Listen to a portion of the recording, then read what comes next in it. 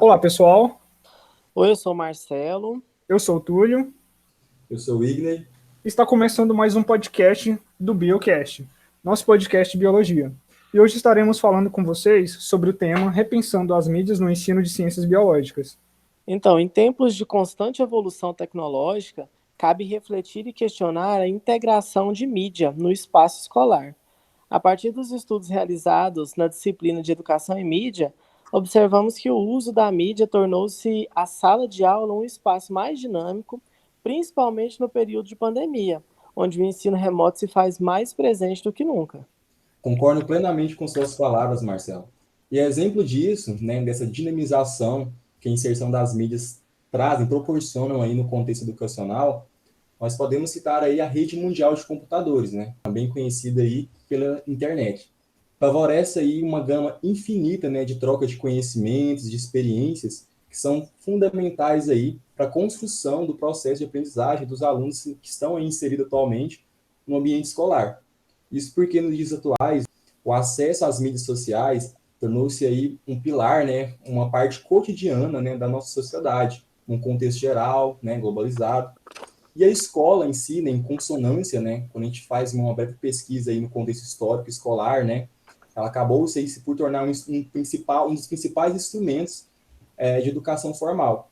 Então, por isso, aí, a inserção das mídias, né, em conjunto e também com outros recursos tecnológicos, proporcionam aí, não só para os alunos, mas também dos professores, né, para os educadores, o acesso aí a diversas informações que são extremamente necessárias para a sua formação, né, para a sua construção do seu ensino-aprendizagem.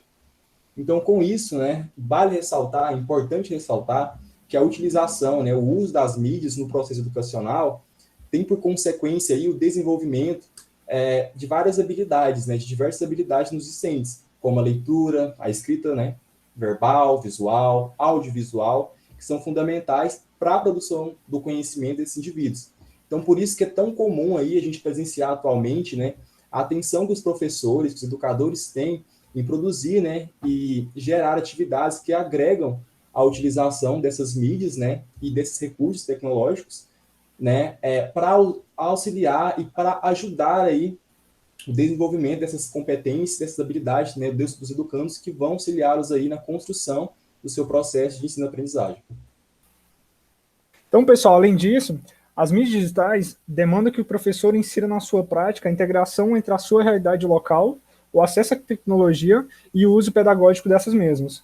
Considerar essas realidades possibilita ao professor entender e a ter uma breve noção sobre as mídias que esses alunos têm ou que tiveram acesso, considerando a importância do seu trabalho como ferramenta mais conhecidas e iniciando uma aproximação com mídias que podem vir a ser consideradas novas ferramentas de ensino para esses determinados grupos. A partir das informações que o Igney e o Túlio disseram, o que vale ressaltar também? As mídias digitais podem dar maior visibilidade através da contextualização do tema estudado. Por exemplo, blogs, canais no YouTube, revistas digitais, e-books, podcasts, como isso que a gente está fazendo, e outros audiobooks também. São alguns exemplos de recursos midiáticos existentes hoje. O YouTube, por exemplo, é um dos preferidos utilizados pelos estudantes e também pelos professores a passarem conteúdos extras, a fim de fortalecer e organizar melhor o conteúdo, a fixação do conteúdo.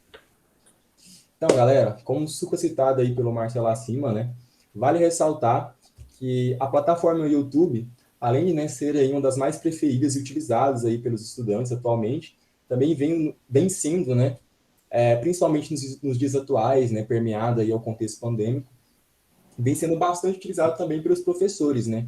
Isso porque os mesmos buscam, né, na plataforma aí videoaulas que sejam complementares aos conteúdos que são, né, que vêm sendo ministrados aos educandos.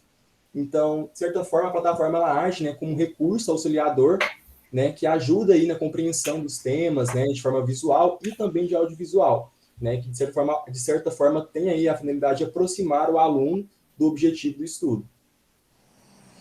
Então, galera, aqui como a gente está focando no caso da biologia, que é uma área de constante mudança, isso também se aplica à disciplina, já que geralmente são feitas descobertas e novas questões são geradas. O professor na rede pública muitas vezes dispõe apenas de livro didático para acompanhar na sua tarefa e ensinar ciências. Porém, com a popularização da ciência, a alfabetização científica passou a fazer parte do cotidiano escolar. Uma das ferramentas da alfabetização científica é a mídia da educação, em que o aluno é preparado criticamente para lidar com o que lê, com o que ouve e com o que vê sobre as ciências nos diversos meios de comunicação, televisão, rádio, internet e também o meio impresso.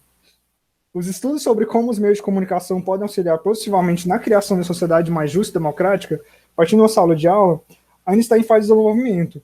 E a aprendizagem aprendida com o uso das mídias pode sofrer uma influência negativa quando há falta de direcionamento desse mesmo conteúdo. Exatamente. E o que é preciso enfatizar também é que as tecnologias, quando aplicadas como objetivos claros, são eficazes e contribuem para a aprendizagem mais significativa. Os discentes valorizam e defendem o uso dos recursos midiáticos nas aulas de biologia, porque entendem que os mesmos podem tornar o ensino mais atraente, mas não substitui o papel do professor em sala de aula. Vale ressaltar isso também.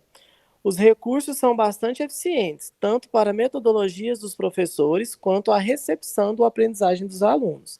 Esse fato demonstra que estes recursos possuem fundamental importância no repassar e na compreensão dos conteúdos, na medida em que os mesmos tragam consigo uma vasta rede de possibilidades e opções alinhados à postura do professor e se encontrarem adequados a determinados conteúdos, podem-se conseguir bom êxito no processo de ensino-aprendizagem.